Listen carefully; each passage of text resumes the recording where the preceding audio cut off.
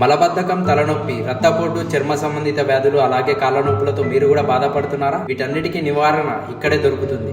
మన ఉమ్మడి మహబూబ్నగర్ డిస్ట్రిక్ట్ లోనే మొట్టమొదటిసారిగా ఈ క్యాంప్ అయితే నిర్వహిస్తున్నారు. మట్టి స్నానం, గంగమట్టి, పుట్టమట్టి అలాగే 20 వనమూలికలతో ఈ స్నానాన్ని అయితే నిర్వహిస్తున్న మన సీను నాయక్ గారికి అయితే నా తరపు నుంచి కృతజ్ఞతలు.